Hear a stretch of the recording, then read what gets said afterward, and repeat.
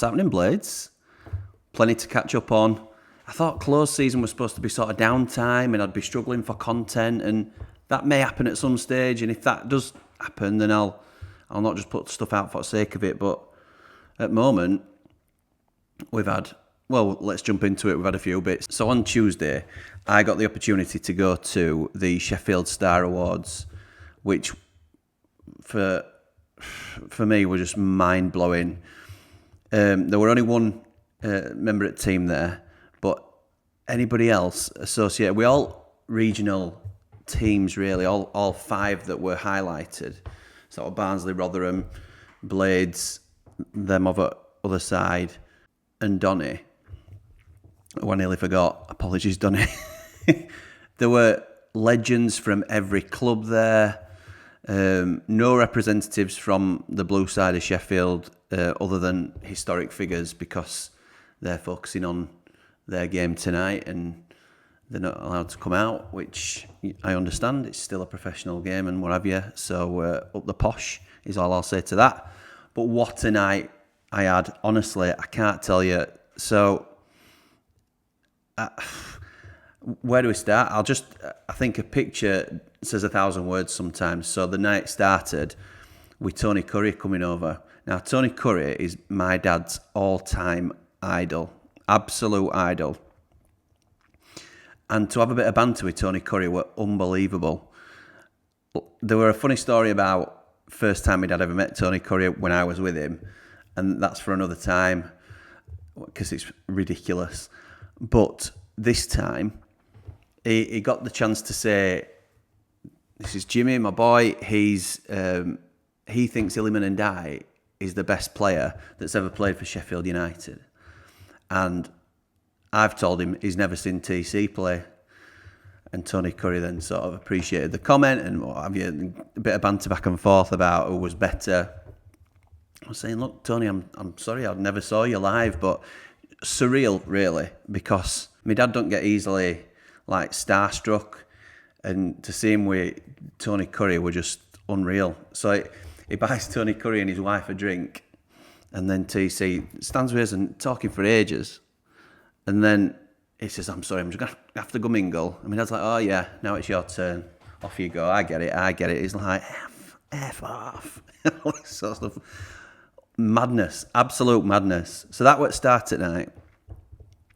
Then Dino comes over, Brian Dean, and he's talking to Cammy first, and then he comes over and he's like, "You all right, guys?" Blah, blah, blah, talking about first ever goal he scored, and he ended up getting an award that night as well. I can't remember what it was for. Apologies, Dino, but just absolutely brilliant. I had a great time talking to Paul Walker, who was obviously just done all the parade and things, but not just Sheffield United TV royalty, but local journalist royalty, really, because he's on all national stuff, into EFL highlights. And as somebody now who's sort of dipping my toe into that side of things and understanding some inner workings, or trying to, meeting somebody like Paul Walker were unreal. And, you know, really down to earth, really approachable and likeable, and just, yeah, fantastic.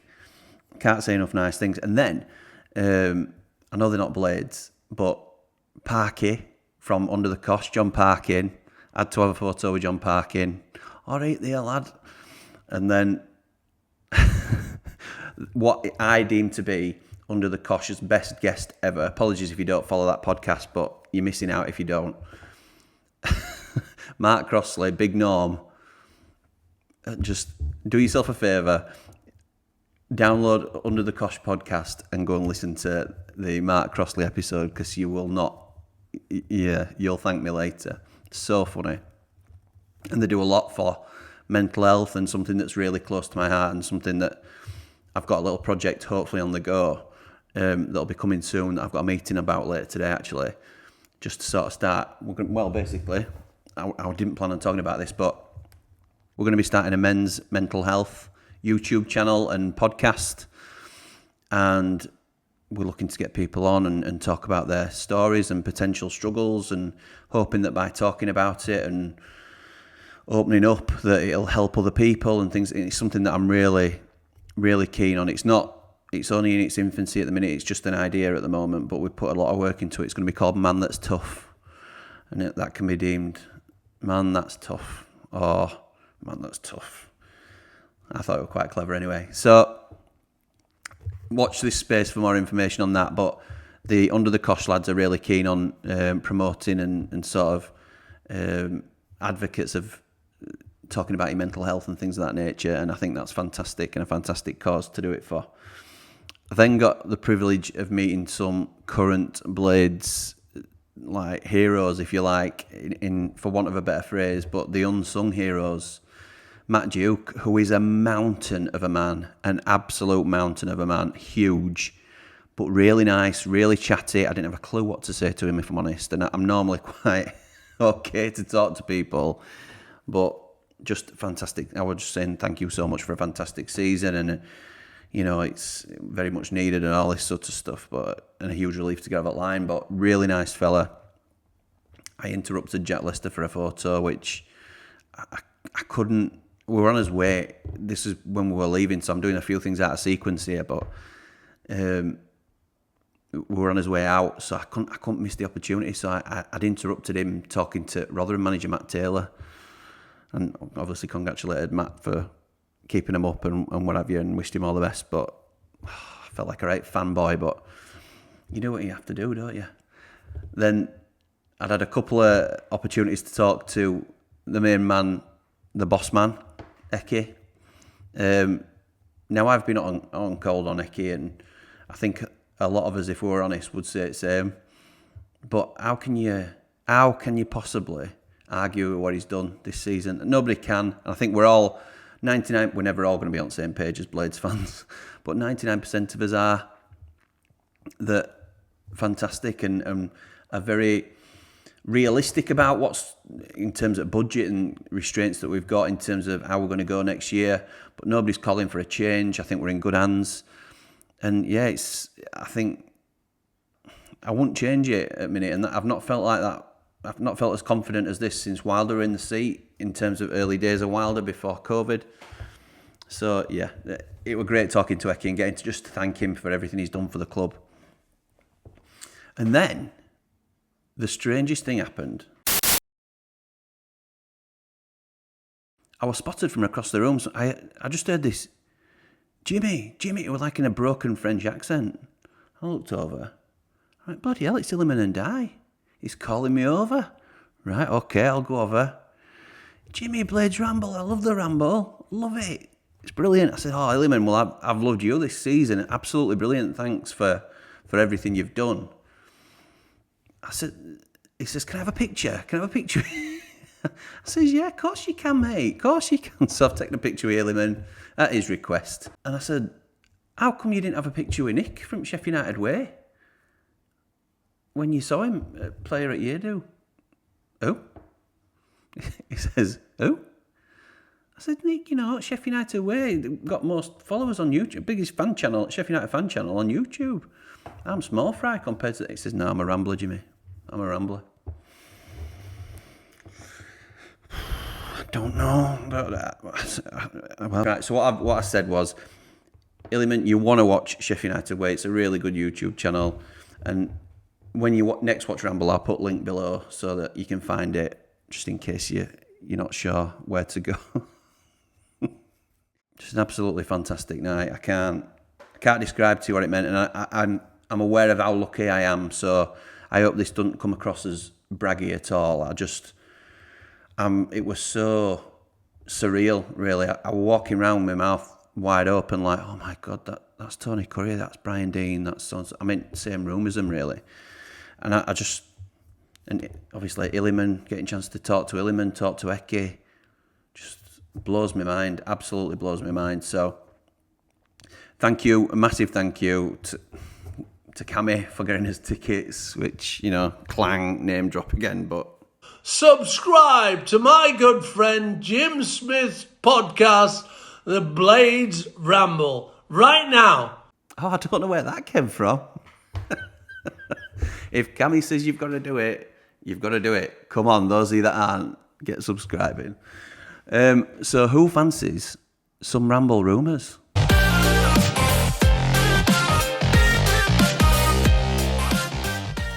So the Ramble Rumours, I don't know if it's going to stick or not with what we do, but we'll see how it goes. We like to throw stuff at the wall and see what sticks, don't we, here? So this is basically, I've been asked to look at some potential transfers as and when things come up and that people would be interested in videos on them.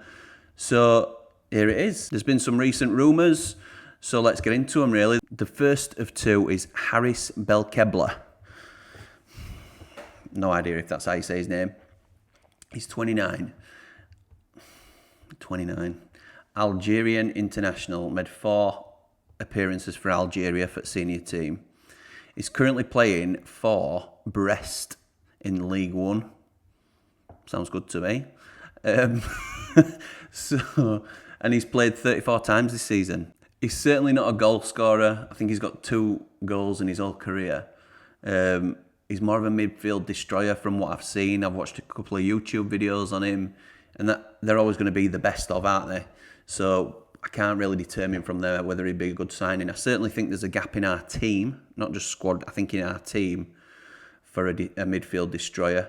Somebody that sort of breaks up play, sits deeper of the 3 midfielders that I think we'll have, and sort of tries to break up the play a little bit like Norwood tries to do. And that's not a dig at Norwood, it's just we do need someone to break up the play. It's believed that United are sending scouts on Sunday to watch Brest play Auxerre to see how he gets on, because he's out of contract at end of season, so he'd be free. Obviously, that's the market United are in. One thing that did stick out to me, though, which I thought was quite funny when I was reading up on him, is he was called up to the Algeria squad for Africa Cup of Nations in 2019, and then he was quickly kicked out of the squad for showing his backside while one of his mates was streaming online on Twitch. So Twitch is, for those of you that don't know, it's a streaming platform, a bit like YouTube. So one of his mates is going live to his audience, and he came in background, showed his backside. It got him kicked out of Algeria squad. I tell you what, he'll do for me. It's a lot to be said for dressing room camaraderie. And I think that'd go down well. Ollie McBurney would be a fan of that, wouldn't he? Let's be right. So that was the first one, Haris Belkebla. First reported by Foot Mercato, one of French publications, but thankfully pulled up by Bladesman. The Bladesman on Twitter, who I've mentioned before, and is a fantastic source for a lot of Sheffield United news. So if you don't follow him already, please do. He's also pulled through a report that came originally from Felix Johnston, which is about Alfie Gilchrist, who's the Chelsea under-21s captain. He's 19 years old. They think a lot about him, but he's considering his options at the moment because he can't see a way into the first team. And when you're at a club that big, who just spend tens of millions of pounds on the first team, I know historically Chelsea have been okay at bringing youth players through, but unless you're elite, you're not really going to get a chance, I don't think. He's a centre-back, and as I say, he's only 19, but he's captain in their 21s.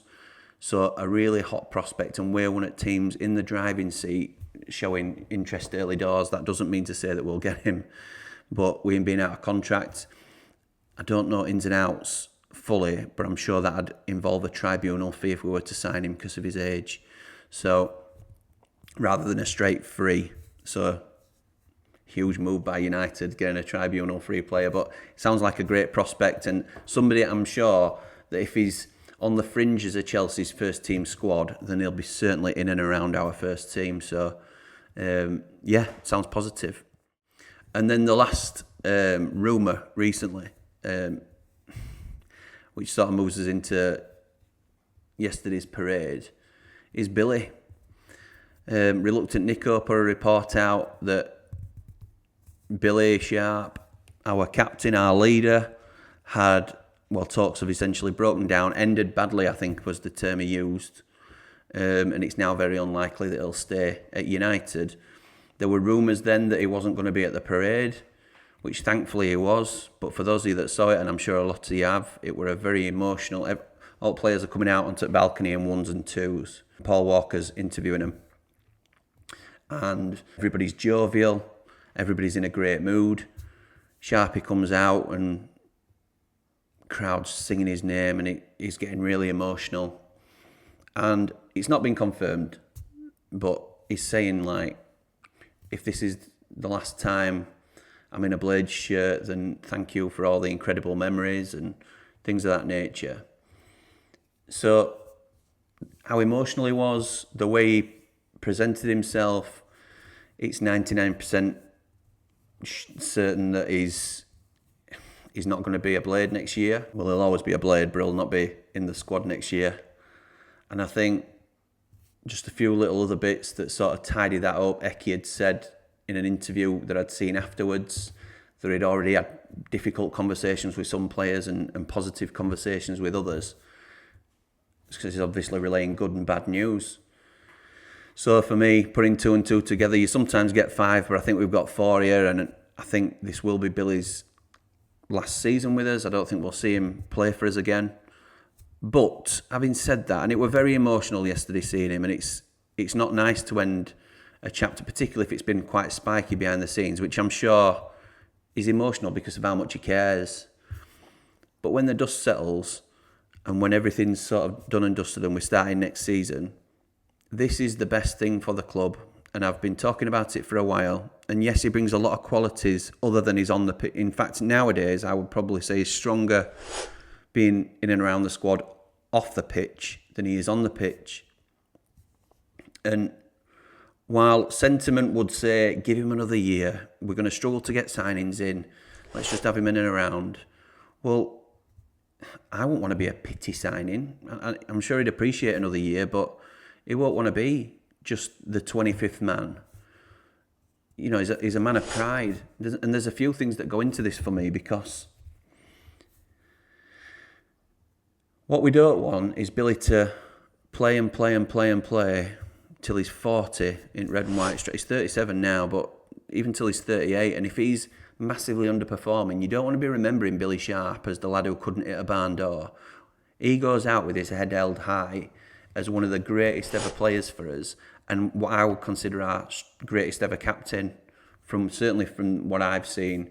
And he's obviously, I loved Chris Morgan for everything he did, but Billy just edges him just because of that link to the club, that inherent born a Blade link.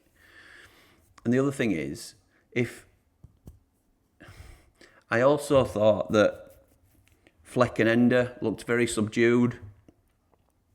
They were enjoying themselves clearly, but they weren't as sort of into everything as the rest. I thought Ozzy looked a bit subdued, so I couldn't call Ozzy really. But I think Fleck and Ender have been told that they're not going to be here, and this is just me speculating. Fleck didn't say anything on the balcony. We were the only player that got brought out to the crowd but didn't say anything. Well, why would you bring him out if he's not going to say anything, unless it's quite poignant for him and his kids? So I think Flecky's been told. I think Ender's been told. And what you have to think is, you can't hold on to sentiment. If we hadn't have got promoted, we would have likely offered these players at least another year. Ender Stevens, John Fleck, Billy Sharp, because we'd be potless, absolutely potless. But we'd have been saying goodbye to Illiman, Sander, Anel. But at least we'd have sentiment, eh? Which would you rather? And I know the answer to everybody's answer to that question. Sentiment is great, and that team will be remembered for a fantastic run. There's memories there that we'll never forget. But that is a moment in time, and we have to focus on the future of the club if we're going to continue to evolve.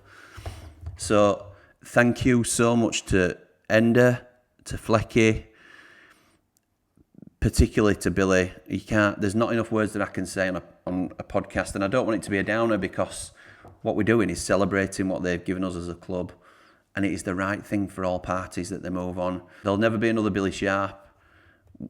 At 37, he's still probably the best finisher at the club, but he just can't do everything he can't put it all together like he used to be able to. But Billy goes out, 377 appearances for Blades, 129 goals and 44 assists that don't often get talked about.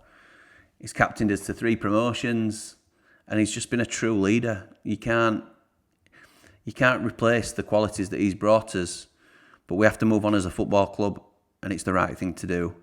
So well done, Eki.